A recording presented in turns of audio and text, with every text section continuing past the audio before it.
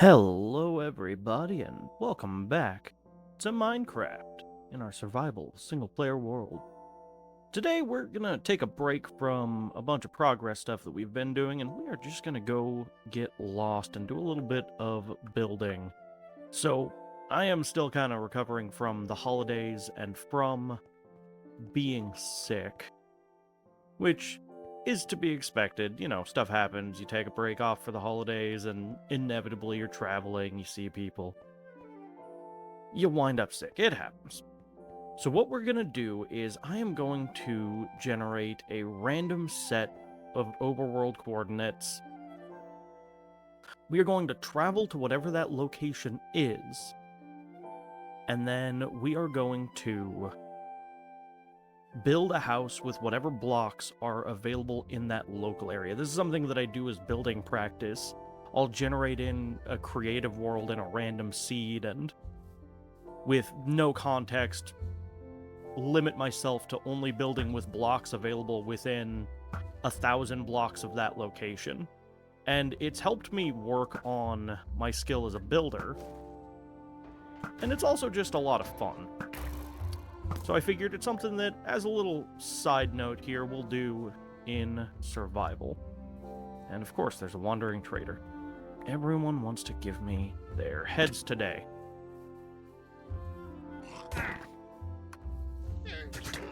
I'll deal with the llamas in a minute. Thank you. More for the collection. And I get a llama head. No such luck. Anyways, casual llama murder aside, how is there an... Goodness. I am going to generate some random coordinates. I'll probably find an online generator or something, and I will get back to you in just a minute.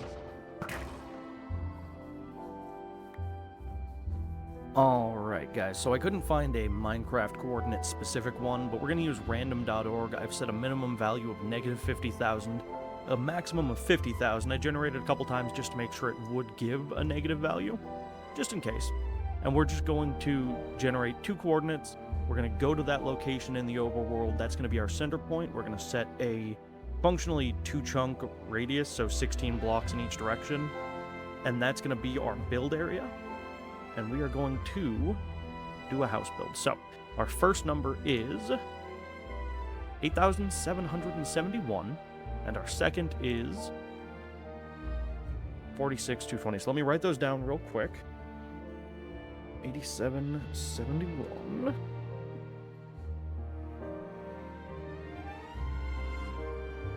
I should have had a note card ready before I did that. Sorry about that. So I'm going to do 8771. An irrelevant middle coordinate because it's whatever ground level is. And negative 46,220.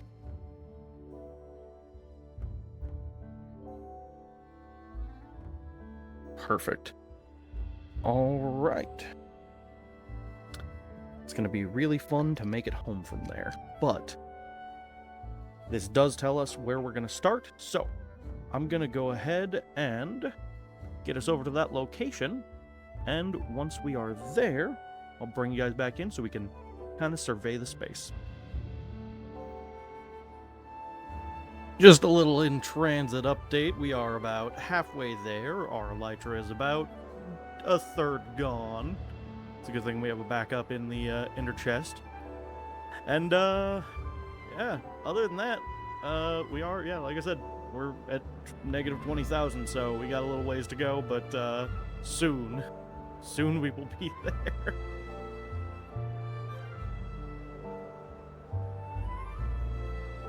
Alright guys, we're not where we were heading yet, but I just really liked this view and I wanted to kind of comment on it. This might be an area we need to return to at some point to build something.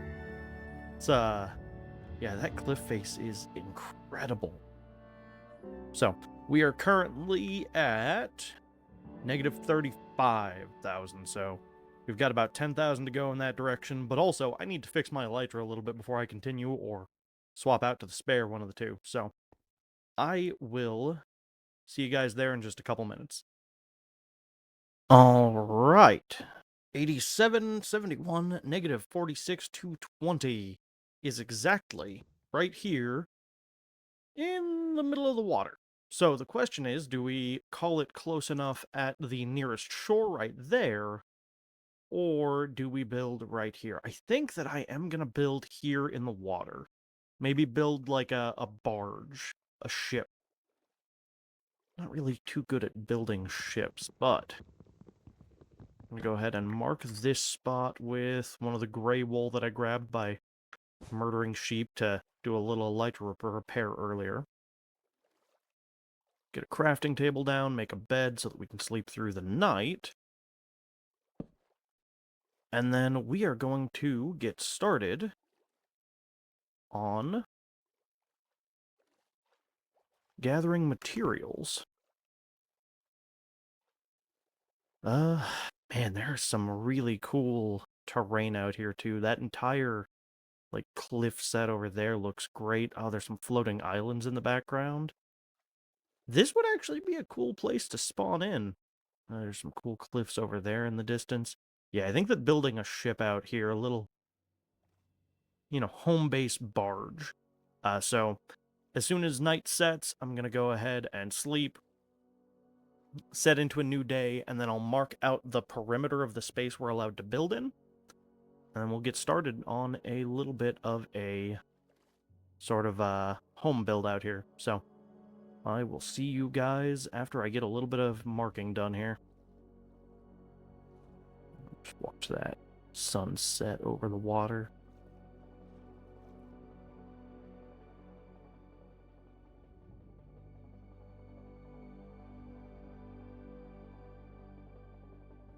Alright, I spent a day gathering some wood and getting our perimeter marked in, which, yeah, we don't even touch the island with our perimeter goes. 15 blocks this way, 15 blocks this way, 16 blocks this way, and 16 blocks this way from our center point. So it's a 2 square chunk area, 16 by 16, by the time you go across all of the space. And I caught you just in time for another lovely sunset. So the next step is to figure out what building blocks are readily available to us. We've got birch, we've got oak. If we travel out, it looks like maybe... Is that acacia? We're gonna use our cheaty free cam here. Yep, it looks like that's some acacia up here. And possibly down in some of the valleys around it. Hold on, let's pop into bed real quick. So the specific goal is to only use blocks that are available within 1,000 blocks in each direction. So, let's see.